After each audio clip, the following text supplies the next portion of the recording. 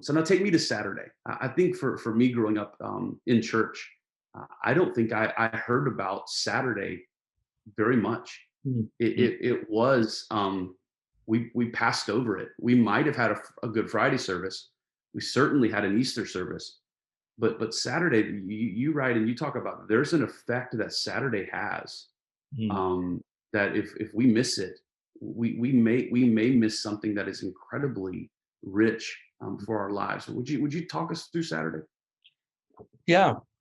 uh, you made a comment. You said that there's a danger and familiarity with some of these days where we tend to we read these stories, for example, Friday, but we do it through the lens of Sunday. Well, that's a danger, because the disciples who experienced Friday and Saturday did not really know Sunday was coming. I mean, I'm going to guess that they had some inklings based on what Jesus had said, but I think a pretty fair reading of the New Testament says that the disciples were pretty boneheaded and didn't understand most of what Jesus had to say. So Saturday represents, in Christian history, we call it Holy Saturday. Holy Saturday is the day that Jesus, between the death of Friday and resurrection on Sunday, where Jesus is in a borrowed tomb. He is laid in the tomb of some ancient, likely rich person.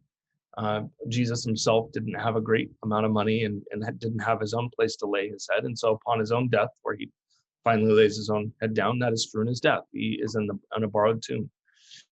And there, Jesus waits for a whole day. He is in the tomb for an entire day.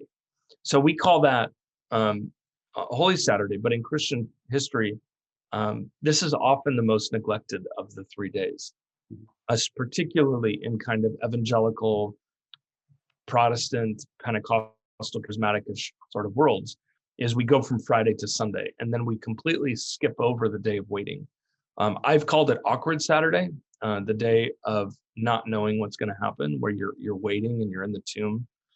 And that is a very difficult day. Now, I should point out, it's very interesting when you compare the story of Jesus's Passion Week with the creation story, because in the creation story, it turns out God rested on day 7 when he created the world.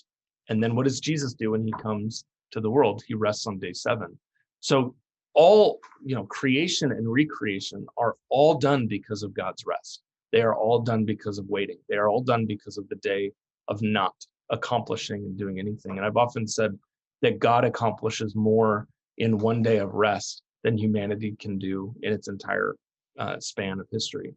And so we have a day of waiting. And I'm going to guess, Charlie, most of us are really hesitant about that day. We don't like that. I think we don't celebrate that day because we don't like waiting. We are it is a classic American move to skip over the day of waiting, to go straight from Friday to Sunday.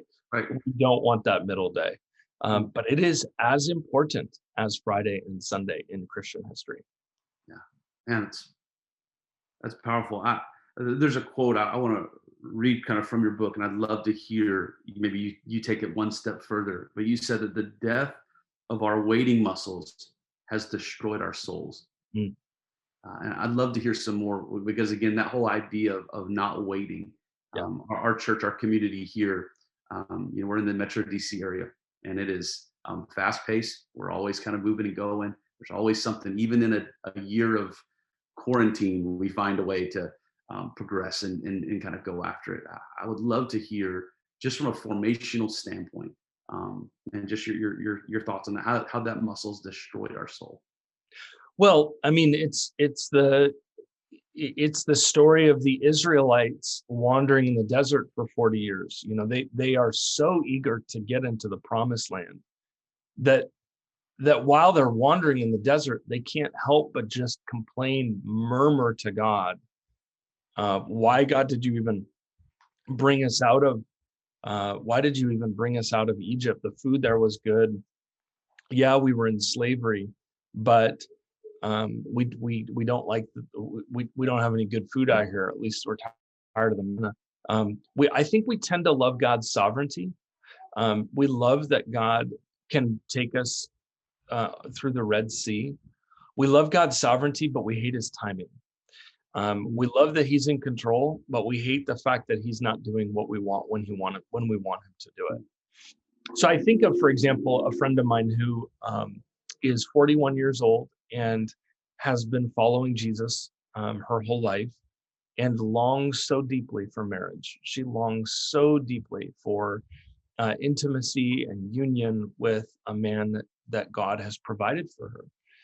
And she's 41 years old, and this person has not come.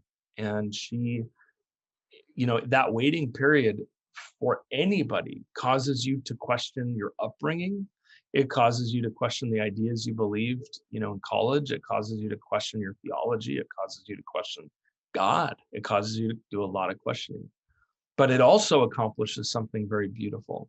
And that is, it is creating in this young woman a deep, long suffering that is making her character just, I like to remind people, Jesus, died as a single guy with no kids at 33.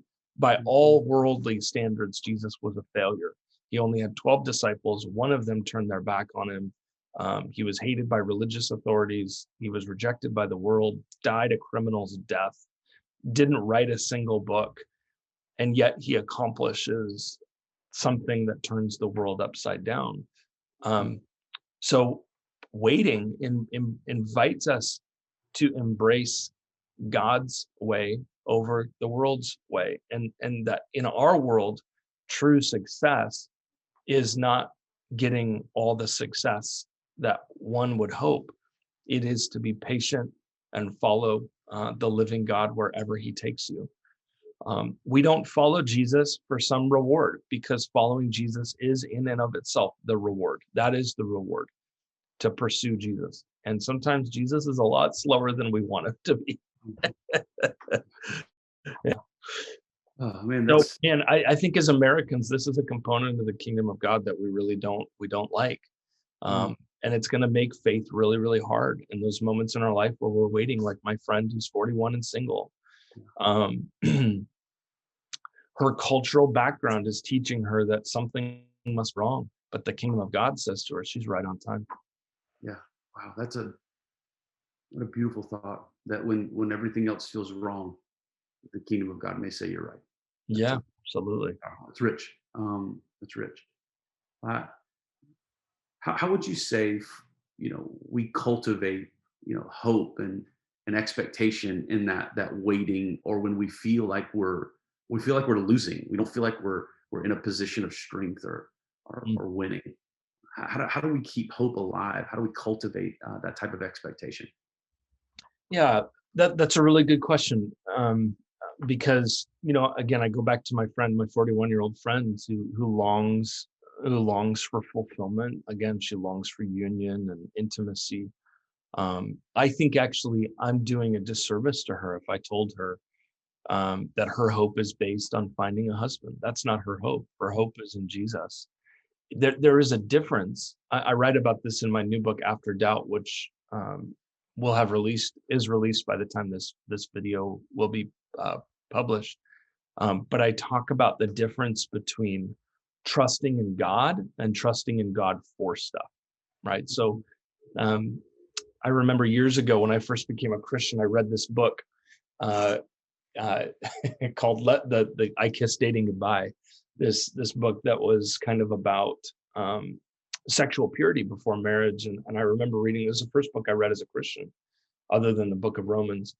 And I remember reading this, and the impression I got, and a whole generation got, frankly, is that if you save yourself sexually, if you are faithful to God, if you practice fidelity towards your Lord, that it all works out really well, that you're going to have a great marriage, you're going to have a great sex life, it's going to work out awesomely. And my generation bought that idea. And the result is they did that and then went off, got married, and figured out that wasn't the way it works out.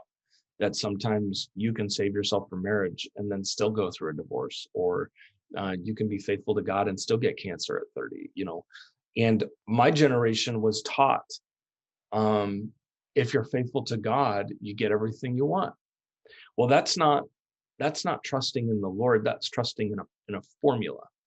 And to trust in the Lord is to say, God, I trust you, even when I don't get everything that I desire. I will often say something along the lines of, I trust my wife more than any human being in the world. I trust my wife so much.